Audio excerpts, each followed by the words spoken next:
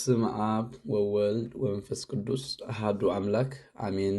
መጽሐፍ ስንክሳር ዘወርኃ ታኅሣሥ ዕለት 24 ታኅሣሥ። በዚያ ዕለት እዚኣ ጻድቕቲ አስቴር ንመርዶክዮስን ንነቢ ኤርምያስን ጓል ሓዎም ዓረፈት። ሓደ አይሁዳዊ ሰብኣይ አሚናዳብ ዝስሙ ወዲ ኢያኢሩ ኣብ ሃገረ ሱሳ ነበረ። ንሱ ካብ ነገደ ቢንያም ናብ ናቡከደነፆር ንጉስ ባቢሎን ዝማርኾ እዩ። ጽብቕቲ ምልክዕቲ ብጥበብ እውን ፍጽምትን ዝኾነት አስቴር ዘስማ ጓል ነበረቶ። እቲ ኣቦኣ ምስ ሞተ ኣብ ቤት ሓዋ ኣቦኣ መርዶክዮስ ዓበየት። ሓደ መዓልቲ ንጉስ ኣርጤክስስ በዓል ኣዳለወ። ናብቲ በዓሉ ከዓ መኳንንቲ መሳፍንትን ፀዊዑን ኣከቦም። እቲ ካብ ኩሎም መኳንንቱ ብኡ ክቡር ዝኾነ ሃማ አማሌቃዊ ድማ ምስኦም ነበረ። ድሕሪ 7 መዓልቲ ንጉስ ኣርጤክስስ ወይኒ ሰትዩ ተሓጎሰ፣ ደስ በሎ። ንሰበይቱ ንግስቲ ኣስጢን ከዓ ፀዋዓ። ንሳ ጽብቕቲ እያ ዝነበረት እሞ ኣሕዛብን መኳንንትን ኩሎም ጽባቐኣ ክርእዩ እተኣኽሊሉ ሸሊሞም ከም ጽዋ ኢሉ ድማ ለኣኸላ። ንሳ ግና ኣበየት። ናይ ተሳልቆ መልሲ ለኣኸትሉ። በዚ ከዓ ተቆጥዐ። ካብ ንግስናታ ከዓ ሰዓራ። ካብኡ ካብ ኩሉ ሃገር መንግስቱ ካብ 127 ሃገራት 1,000 ዝኾነ ኣንስቲ መሪፆም ከእምፅሉ ኣዘዘ። 10 ማለት 1,000 ኣንስቲ መረፁ። ካብዘን 1,000 ድማ 10 ሓረዩ። ካብተን 10 ከዓ 3 ካብተን 3 ድማ ሓንቲ ብመልክዓን ብዋዛን ብጥበብን ኣጸቢቓ ዝበለቐጸት አስቴር ተረኽበት። ንጉስ ንዓ ኣዝዩ ስለ ዘፍቀራ ንንግስቲ ገበራ። መርዶክዮስ ከዓ ኣብቲ ኣታኽልቲ ናይ ንጉስ የገልግል ነበረ። ንሃማ ግን ኣይእዘዞን ነበረ። አስቴር ከዓ ድሕሪ 12 ወርሒ ብወርሒ ሕዳር ኣብ 7ይ ዓመት መንግስቱ መጎስ ረኺባ ኣብ ቅድሚኡ ኣተወት። ብድሕሪዚ ካብቶም ስሉባት ናይ ንጉስ ተንሲኦም ንንጉስ ብተንኮል ክቆትልዎ ደለዩ። መርዶክዮስ ከዓ ምኽሮምን ምስጢሮም ፈሊጡ ንንጉስ ክትነግሮ ንኣስቴር ነገራ። ንሳ ድማ ንንጉስ ነገረቶ። እቲ ግብሪ ከዓ ሓቂ ኾነ። እዞም ክፉእ ግብሪ ዝመኸሩ ሰባት ኣብ ዕንፀይቲ ክሰቕልዎም ኣዘዘ። ንጉስ ከዓ እቲ መርዶክዮስ ዝገበሮ ሰናይ ግብሪ ፀሓፎ። ሃማ ከዓ ንመርዶክዮስ ኣፀቢቑ ይጸልኦ ነበረ። ካብኡ እውን ንኩሎም እስራኤላውያን ንሱ አማሌቃዊ ስለ ዝኾነ ንኩሎም ህዝቢ እስራኤል ከጥፍኦም ይደሊ ነበረ። ኣብ 50 እመት ዝኸውን ነዊሕ ጉንዲ ኣዳልዩ ንመርዶክዮስ ኣብኡ ሰቂሉ ክቆትሎ መደበ። መርዶክዮስ ከዓ ነቲ ዝኾነ ምስ ፈለጠ ክዳውንቲ ተቆደደ፣ ማቕ ተኸደነ፣ በኸየ እውን። አስቴር ከዓ ነቲ ስሉባ ፀዊዓ ንመርዶክዮስ ኣብ ልዕሊኡ እንታይ ከም ዝበፅሖ ንኽትሓቶ መርዶክዮስ ከዓ ኣብ ልዕሊኡ ተሓሲቡ ዘሎ ኣረድኦ እሞ እቲ ልኡኹ ከዓ ተመሊሱ ንኣስቴር ቃል መርዶክዮስ ነገራ። ሽዑ ምስ ሰማዓት ደጊማ ናብ መርዶክዮስ ሰደደቶ። ከምዚ ኢላ ድማ ኣዘዘቶ። ኬትካ ኣብ ሱሳ ዘለዉ ንኩሎም ኣይሁድ ኣክቦም፣ ኩልኹም ጽሙ ኢኹም፣ ገለ ነገር ኣይትብልዑ፣ ኣነንን ኣዋልደይን ከዓ ክንፀውም ኢና በለቶ። ካብኡ ኣብ 3ይ መዓልቲ ኣልባስ ሓዘን ከዓ ቀንጠጠት፣ ክቡራት ኣልባሳት ተኸድነት፣ ሽልማታት ተሰለመት። ኣብ ንጉስ ኣትያ ኣብ ቅድሚኡ ሰገደት። እግዚኣብሔር ከዓ ኣብ ልቢ ንጉስ ፍቕርን ህያውነትን ኣእተወ። ንጉስ ድማ ብቓል ርህራሄ አስቴር እንታይ ደሊኺ ኢኺ ዘልኽዮ ወላ ክሳብ ፍርቂ መንግስተይ ክህበኪ እየ በላ። ንስኻ ኣብ ቅድሜኻ መጎስ እንተደኣ ረኺበስ ጎይታይ ንጉስ ኣብቲ ዘዳልኽዎ ምሳሕ ምስ ሃማ ክትመፀኒ ይደሊ ኣለኹ በለቶ። ናብቲ ዝዓድመቶ ምሳሕ ኮይዱ ድማ እትደልዮ ንገርኒ በላ።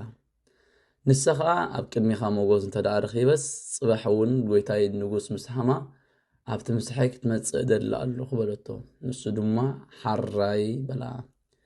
በታለይቲ እቲኣ እግዚኣብሔር ካብ ንጉስ ድቃስ ኣርሓቐሉ እሞ ናይ ኣዝማን ዓመታቱ መጽሓፍቲ ከምጽኡሉን ከንብቡሉን ኣዘዘ።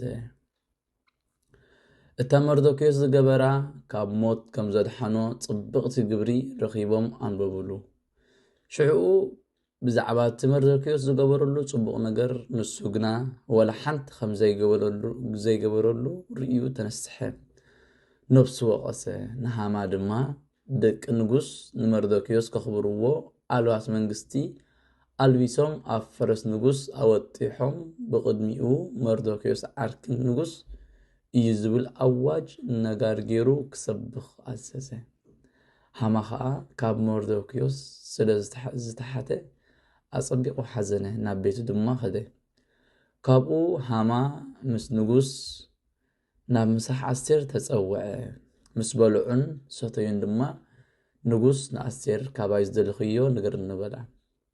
ንሳ ከዓ ኣብ ቅድሚኻ መጎስ እንተደኣ ረኺበስ ልማነይ ንነፍሰይ ትወሃብ፣ ዓለን ህዝበይን ንሞት ንጥፍኣት ንምድምሳስ ዝተሸጥና ኢና በለቶ።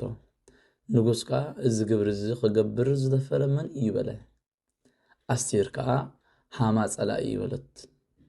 ሃማ እዚ ምስ ሰምዐ ሰንበደ፣ ካብ ንጉስ ከዓ ፈረየ። ንጉስ ከዓ ኣዝዩ ተቆጥዐ፣ ተንሲኡ ናብ ኣታኽልቲ ቤቱ ኣተወ። በታ ሰዓት እቲኣ ከዓ ሃማ ንኣስቴር ኣብ ትሕቲ ዓራታ ሰጊዱ ክልምና ቀረበ።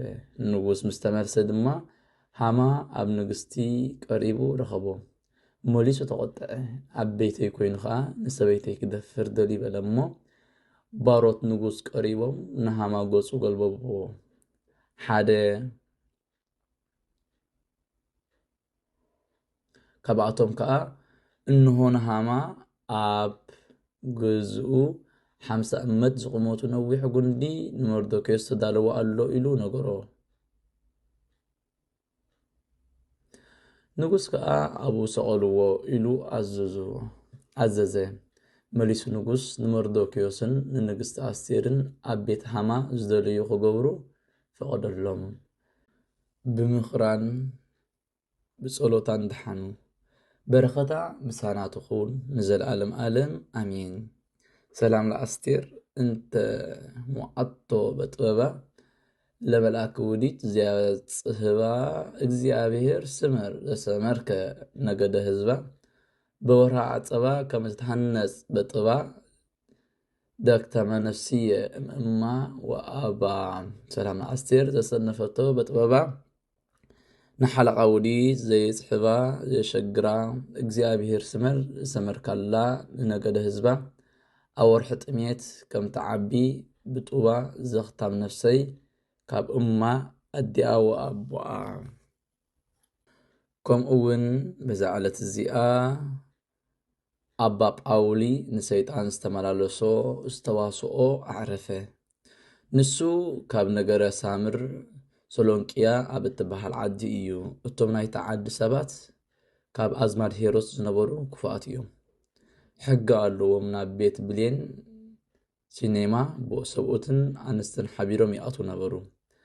ኣባ ጳውሊ ሓደ መንእሰይ ዲያቆን ሒዙ ኣብታ ዓዲ ኣተወ። ብመዓልቲ ረቡዕ ከም ልማዶም ሰብኡትን ኣንስትን ሓቢሮም ናብቲ ቤተ ብሌት ሲኔማ ቤት ክኣትዉ ከለዉ ረኸቦም። ኣባ ጳውሊ ከዓ ንዝርእዩ ኣጸቢቑ ተገረመ። ንሓደ ሰብኣይ ካብኣቶም ከዓ ስለምንታይ ነዚ ሕማቅ ግብሪ ንዚ ትገብሩ ኣለኹም በሎም። እቲ ሰብኣይ ከዓ መለሰሉ፣ ከምቲ ኣብ መደቀሲና ምስ ኣንስትና እንራኸቦ ኣብዚ ቤተ ብሌን ከዓ ከምኡ ኢልና ኢና ንተኣኻኽብ በሎ። ለይቲ ምስ ኮነ እቶም ሰባት ደቀሱ። ኣባ ጳውሊ ከዓ እግዚኣብሔር ነዞም ክፉኣት ንኸጥፍኦም ክጽሊ ጀመረ። ጸሎቱ ምስ ወድአ ሓደ ጸሊም ሰብ ጥርሑ ብኣምሳል ሓዊ ሴፍ ሒዙ ካብቲ ቤተ ብሌን ሲኔማ ወፀ። ኣባ ጳውሊ ከዓ መን ኢኻ ንስኻ ንመን ክትደሊ ኣለኻ በሎ። ንሱ ከዓ ኣነ እግዚኣብሔር ዝለኣኸኒ ሰይጣን እየ በሎ። ኣባ ጳውሊ ከዓ እስከ ንገረኒ ከመይ ጌርካ ኢኻ እተስሕት ብዘይፍቓድ እግዚኣብሔር እንታይ ምኽንያት ኢኻ እትደሊ ንሰብ ክትስሕቶ ከለኻ በሎ። ሰይጣን ከዓ ንኣባ ጳውሊ ከም ዝበሎ ብዘይ ፍቓድ እግዚኣብሔር ኣብ ሰብ ንኽኣቱ ስልጣን የብልናን እቲ ብመንገዲ እግዚኣብሔር ዝመላለስ ስም ኣብን ወልድን መንፈስ ቅዱስን ዝጽውዕ ናይ ክርስቶስ ቅዱስ ስግኡን ክቡር ደምን ብንጽህና ዝቕበል ከመይ ገይሩ ከም ዘስሕቶ ነገሮ ካብኡ ሰይጣን መልክዑ ተለወጠ ከም ሃልሃልታ ሓዊ ኾነ ኣባ ጳውሊ ከዓ ሰንበደ መልኣኽ እግዚኣብሔር ድማ ተገሊጹ ኣጸናንዑ በታ ለይቲ እቲኣ እቶም ኣብታ ቤት ብልየኔ ዝነበሩ መቕዘፍቲ እግዚኣብሔር ወሪዱ ኣጥፍኦም ብዘይካ 5 ሰብኡትን 5 ኣንስትን ዝተረፈ ከዓ የልዎን ኣባ ጳውሊ ከዓ እቶም ህዝቢ ስለምንታይ ከም ዝትገብሩ በሎም ኣቦታትና ኣብ ወርሒ ሓደ መዓልቲ ምስ ኣንስትና ናብ ቤተ ብልየኔ ክንኣቱ እሞ መዓጾ ዓጺና ኣብኡ ክንሕጎስ መብራህቲ ክነጥፍእ ምስታ ኣብ ኢድና ዝወደቐት ሰበይቲ ክንድቅስ ኣዚዞምና እዮም በልዎ ኣባ ጳውሊ ከዓ ሓብትኹም ወይ ካብ ኣዝማትኩም እንተኾነትከ ከመይ ጌርኩም ትፈልጡ በሎም ኣይንፈልጥን በልዎ ንሶም ድማ ንሱ ከዓ እምበኣር ከምቶም ልቢ ዘይብሎም እንስሳታት ኮይንኩም በሎም ካብኡ ድማ ሃይማኖት መሃሮም ብስም ኣብን ወልድን መንፈስ ቅዱስን ኣጠሚቑ ምስጢራተ ቅዱሳት ሃቦም ድሕሪዚ ናብ በዓቱ ተመለሰ ኣብኣ ተጋድልኡ ፈጸመ ብጽቡቕ ሽምግልና ከዓ ናብ እግዚኣብሔር ኣምላኽ ከዓዘ በረኸቱ ምሳናትኹን ንዘለዓለም ዓለም ኣሚን ሰላም ለጳውሊ ለሰይጣን ዘቀነዮ እስከ ይከስት ሎቱ ለእጓለ ምህያው ከመይጌግዮ ወለአቦሊ ሰላም ዘነበረ ለጸልዮ እንዘ ይህሊ ለዕለት ሲሳዮ እለ ይዘርኡ ኣዋፍ ሰማይ ርእዮ ሰላም ነጳውሊ ንሰይጣን ዝገዝኦ ዝቐነዮ ክሳብ ዝገልጸሉ ንወዲ ሰብ ከመይ ገይሩ ከም ዘጋግዮ ንኣቦሉ እውን ሰላም ዝነበረ ንጸልዮ ኣይሓስብን ነበረ ናይ ዓለስ ሲሳዮ ንዘይዘርኡ ኣዋፍ ሰማይ ኣብ ሰማይ ርእዩ በዛ ዕለት እዚኣ ቅዱስ አግናጤዎስ ናይ አንጾኪያ ሊቀ ጳጳሳት ሰማዕትነት ተቐበለ እዚ ቅዱስ እዚ ንሐዋርያ ዮሐንስ ወንጌላዊ ተማህራዩ ነበረ ኣብ ስብከት ቅዱስ ወንጌል አገልግልዎ እዩ ኣብ ብዙሓት ዓድታት ድማ ምስኡ ኸደ ኣብ ሃገር አንጾኪያ ሊቀ ጳጳሳት ምሾሞ ኣብኣ ብስም መድኃኒና ሰቢኹ ንብዙሓት ናብ እምነት እግዚአብሔር መሊስዎም እዩ ጥምቀት ክርስትና አጠሚቑ ኸዓ ልቦም በምሐወይ ትምህርት ወንጌል አብረሃሎም እቶም ጣዖታት ዘምልኹ ኸዓ ጌግኦም አረድእዎም እቶም አረማውያን ከዓ ኣብ ልዕሊኡ ተቆጥዑ ናብ ጥራቢዮስ ቄሳር ንጉስ ከዓ ከሰስዎ አግናጢዮስ ምምላኽ አማልኽትኻ ይኽልክል ኣሎ እቶም ህዝቢ ምሂሩ ናብ ሃይማኖት እግዚአብሔር ይእትዎም ኣሎ በልዎ ንሱ ከዓ ልኡኻ ተሰዲዱ ናብኡ ፀውዖ ስለምንታይ ከም ዝገበርካ በሎ ስለምንታይ መምላኽ አማልኽተይ ከልከልካ ንዞም ኩሎም ሰባትከ ስለምንታይ ናብ ኣምልኾት ክርስቶስ ኣተኻዮም በሎ አግናጢዎስ ከዓ ከምዚ ኢሉ መለሰሉ ኦ ንጉስ እንተ ኽኢለስ ንዓኻ ናብቲ ናይ ኩሉ ፍጥረት ኣምላኽ ዝኾነ ናብ ኣምልኾ ክርስቶስ መእተኹኻ በሎ ንጉስ ከዓ ሕደግ ንዝገዲፍካ ንኣማልኽተይ ሰውእ እንተዘይኮነ ዓብይ ኩነኔ ክኹንነካ እየ በሎ ቅዱስ አግናጢዮስ ከዓ ኦ ንጉስ ዝደለኻዮ ግበር ኣነስ ንርኩሳት ኣማልኽትኻ ኣይሰውእን እየ ካብ ፍቕሪ ህያው ክርስቶስ ከዓ ክትፈልየኒ ኣይትኽእልን ኢኻ በሎ ንጉስ ከዓ እዚ ምስ ሰምዐ ኣዝዩ ተቆጥዐ ዓብይ ስቅያት ከሳቂይዎ ከዓ ኣዘዘ ኣብ ኣዳዊ ጓህሪ ሓዊ ከቐምጡሉ ኣዘዘ ንሳቶም ከዓ ንነዊሕ ሰዓታት ብጉጤት ሒዞም ጓህሪ ሓዊ ኣብ ኣዳዊ ኣቐምጡሉ ካብኡ ድማ ጎድኑ ብቕብእን ብዝነድድ ዝፈልሕ ፈሳስን ኣቃጸልዎ ኩሉ ስግኡ ድማ ብኻራታት ዘጋግልዎ ምስ ደኸሙ ከመይ ገይሮም ከም ዝቆፅዕዎ ክሳብ ዘማኸሩ ኣብ ቤት ማእሰርቲ ኣእተውዎ ኣብቲ ቤት ማእሰርቲ ከዓ ነዊሕ እዋን ተቐመጠ። ድሕሪ ነዊሕ እዋን ዘከርዎ እሞ ኣውፂኦም ኣብ ቅድሚ ንጉስ ኣቐምዎ። ንጉስ ከዓ ኦ ኣግናጢዮስ እዞም ኣማልኽቲ እንተትርእዮም እኳ እትግርምኦም ባህ መበለካ በሎ።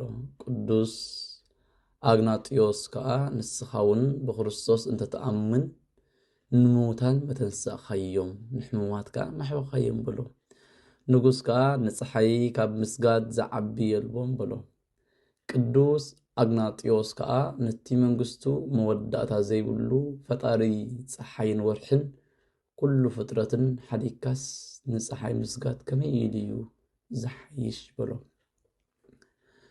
ንጉስ ከዓ እዚ ትብሎ ዘለካ ኮነ እዚ ምትሓስካ ፅቡቅ ኣይኮነን፣ ንኩሎም ሰብ ሶርያ ናብ ኣምልኾ ክርስቶስ ዘሰሓብካዮም በሎ።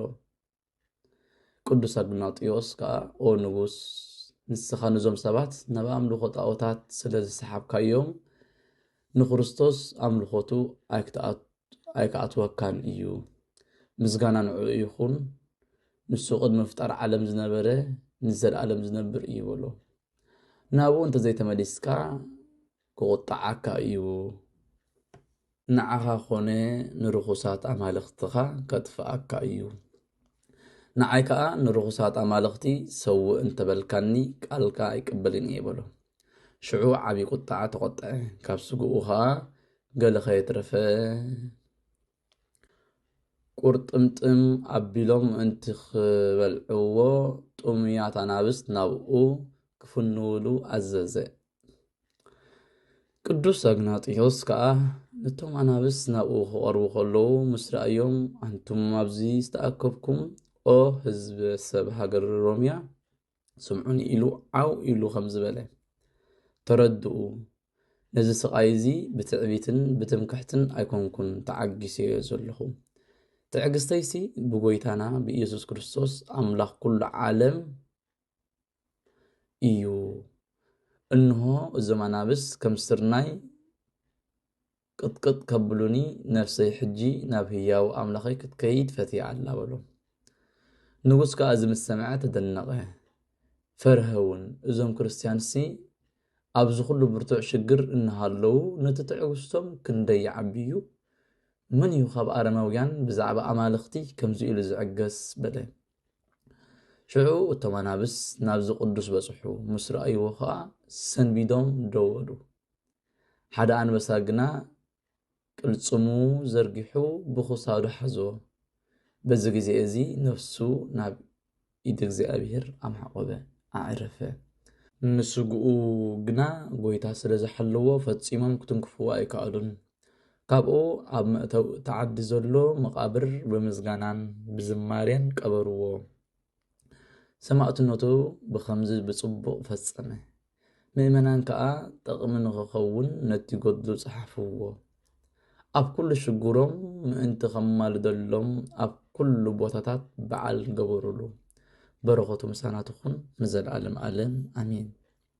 ሰላም ለአግናጢዮስ ለእግዚአብሔር ህርዩ ዘሰበከ ጽድቀ ለለጌጊኡ አረማውያን ለአሌሁ እንዘይትዋነዩ በፍልሃተ ቅብ ወተይ ገበዋትሁ አብአዩ ወአፍሃመ እሳት ካዕበ በደሁ ወደዩ። ሰላም ለአግናጢዮስ ለእግዚአብሔር ሕርዩ ሓቂ ዝሰበኸ ነቶም ዝተጋገዩ አረማውያን ኣብ ልዕሊኡ እናተዋነዩ ብዝፈልሐ ስቡሕን ብዝቃጸል ፈሳስን ጎንዛቱ ኣብዓዩ ደጊሙውን ፍሕሚ ሓዊ ኣብ ኣእዳው ወደዩ። በዛ ዕለት እዚኣ ቅዱስ ኣቦ ፍሉግዮስዮስ ሊቀ ጳጳሳት ናይ ሃገረ አንጾኪያ ዓረፈ። እዚ ቅዱስ እዚ ሰበይቲ ተመርዒዩ ሓንቲ ጓል ወለደ። ካብኡ ሰበይቱ ሞተት።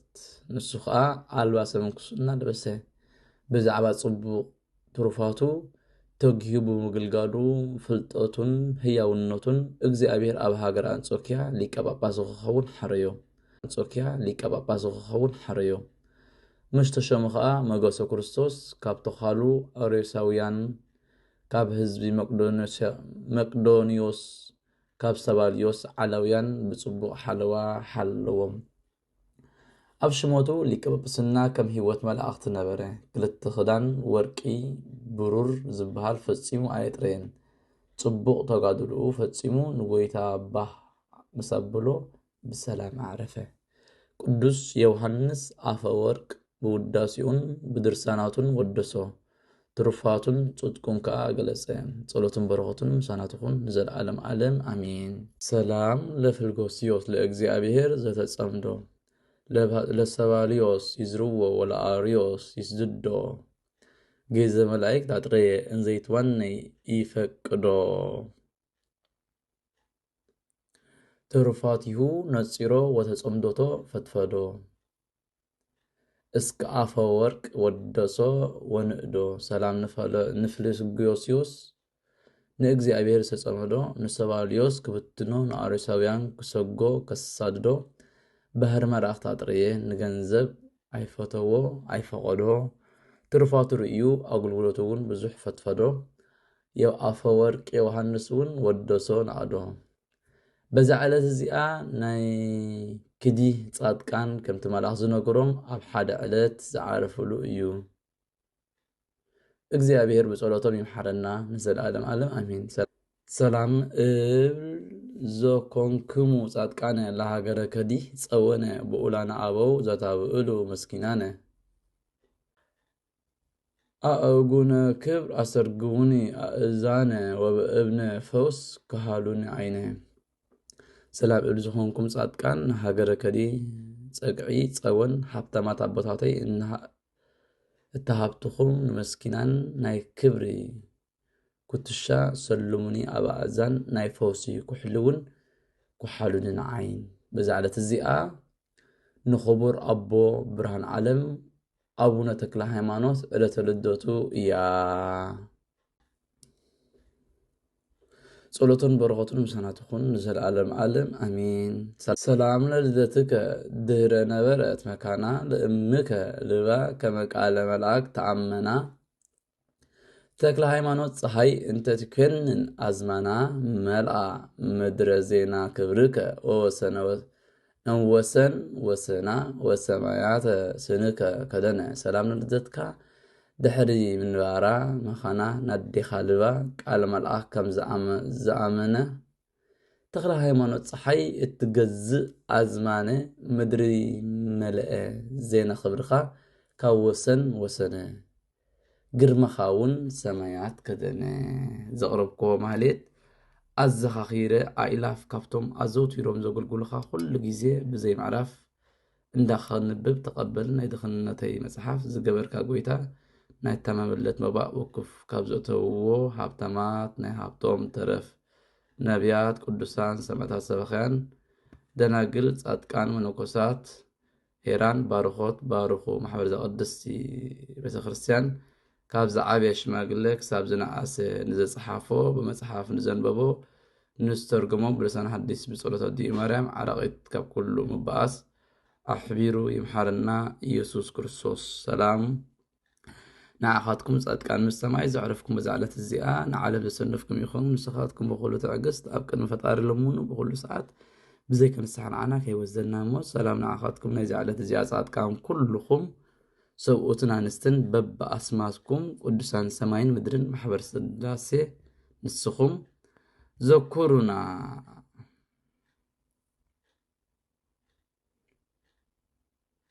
ምእንቲ ማርያም ኣዲ ዘኩርና ብጸሎትኩም ንኽትሕልወና ተማፂና ኣለና ብናይ ክርስቶስ